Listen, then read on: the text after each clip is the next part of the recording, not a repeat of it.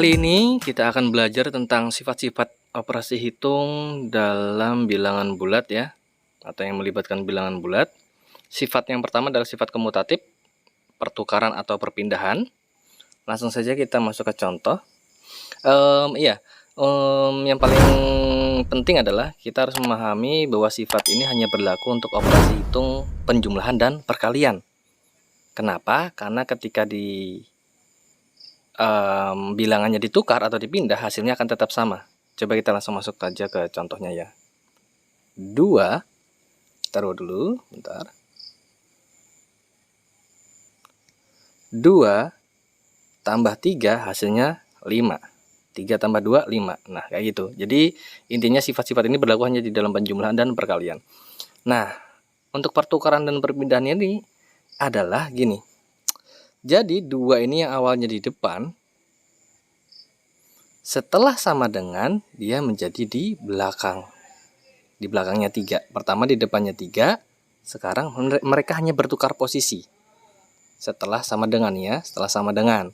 Jadi 3 yang awalnya di belakangnya 2, sekarang jadi di depannya 2. Jadi intinya bertukar tempat aja. Nah, jadi gitu. Hanya bertukar tempat saja.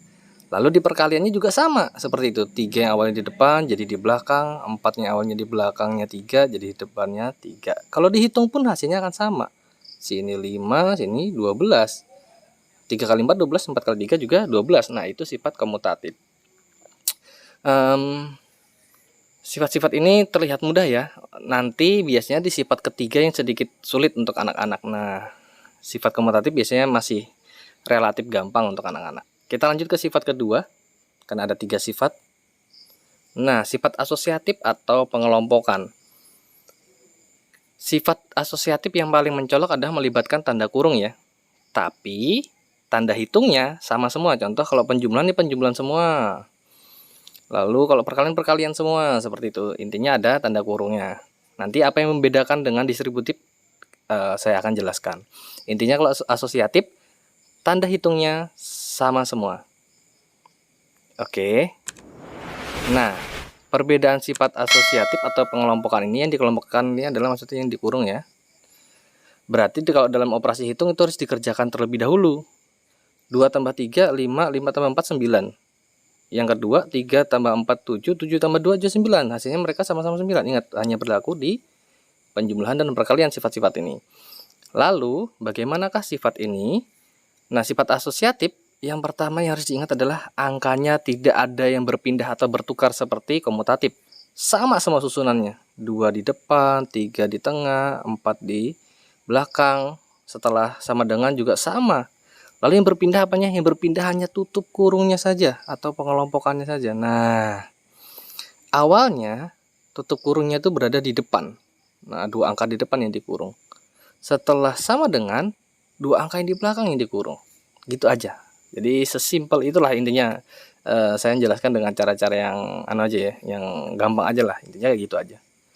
Biasanya ini saya lakukan juga di sekolah, di anak murid saya, supaya mereka lebih mudah memahami gitu. Intinya pindahin tutup kurungnya aja. Nah, gitu. Lanjut di perkalian ya. Perkalian juga sama, seperti itu juga.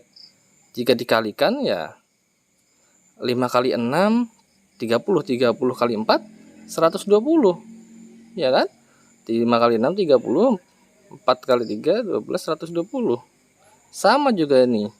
4 kali 5 20, 20 kali 6 120. Nah, sifatnya juga sama. Angkanya berurutan. Tidak ada yang berpindah lah, bukan berurutan 4 5 6 nih. Saya kebetulan aja nulisnya urut ya, susunan anunya. Besaran angkanya.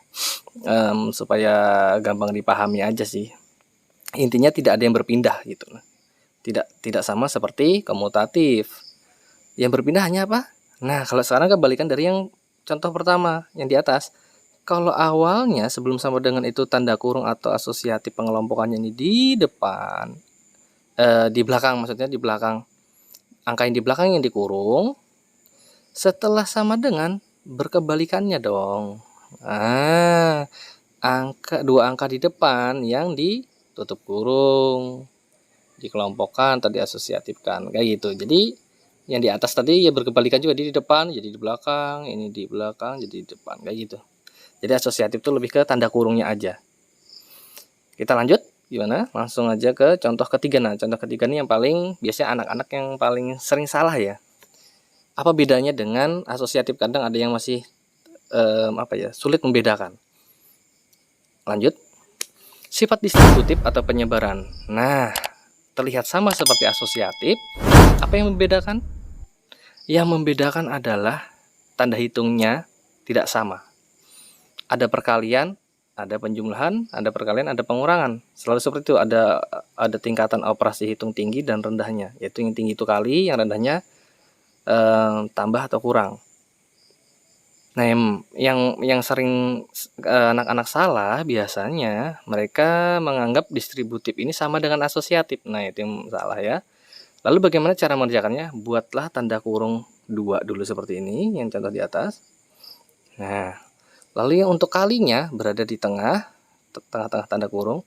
Untuk tanda tambahnya atau operasi hitung yang rendahnya berada di luar tanda kurung tapi di tengah seperti ini.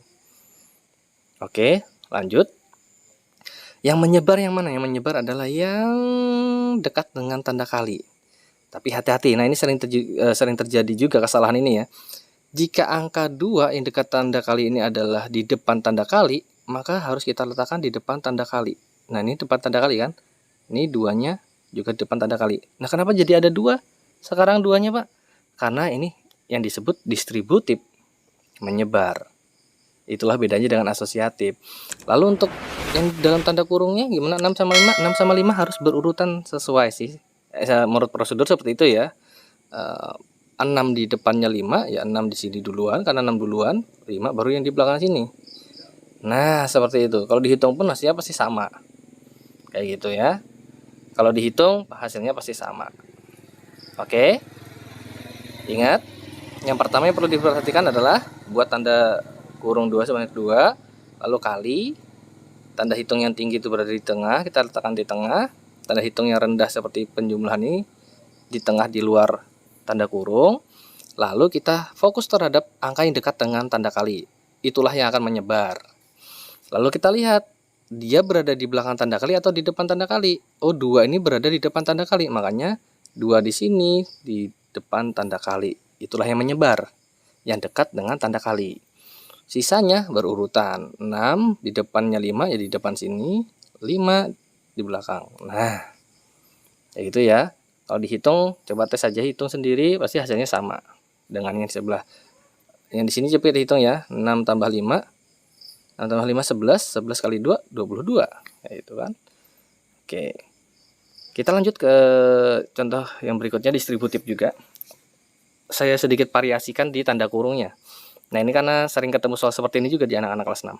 Tetap sama caranya, buat tanda kurung sebanyak 2. Operasi hitung yang tinggi perkalian letakkan di tengah tanda kurung ya. Lalu yang rendahnya ini kebetulan pengurangan. Sama juga. Nah, di tengah-tengah situ juga kurangnya, jangan sampai salah di sini ya. Itu berpengaruh juga nanti untuk di hasil. Nah, sekarang yang dekat tanda kali mana? Yang 6. Itulah yang akan kita sebar. Tapi ingat, 6 ini di belakang tanda kali atau di depan tanda kali. Nah, ini kan berbeda dengan yang di atas. Yang di atas depan tanda kali, ini di belakang tanda kali 6-nya. Berarti harus di belakang tanda kali. Nah, sekarang posisinya berada di tanda kali nggak? Di belakang tanda kali nggak? Iya. 6 berada di belakang tanda kali dan dia yang akan menyebar. Ingat, yang menyebar itu yang dekat dengan tanda perkalian. Lalu, nah, urutkan saja yang di dalam tanda kurung. 4, karena di depan ya di depan 4. 3, ya sudah, berikutnya menempati tempat yang kosong, kayak gitu. Nah, jadi prinsipnya sebetulnya distributif tuh semudah itu aja sih, asal kita paham konsepnya, mudah kok. Mau digimanain pun soalnya, mau divariasikan seperti apa akan tetap mudah menjawab. Nah, tapi sifat distributif ini biasanya yang saya sering alami di anak-anak, sifat yang paling sulit dipahami anak-anak. Mungkin ya agak sedikit lambat ketimbang komutatif dan asosiatif. Oke, demikian penjelasan tentang sifat-sifat operasi hitung. Mudah-mudahan ini memberi pencerahan bagi yang membutuhkan. See you.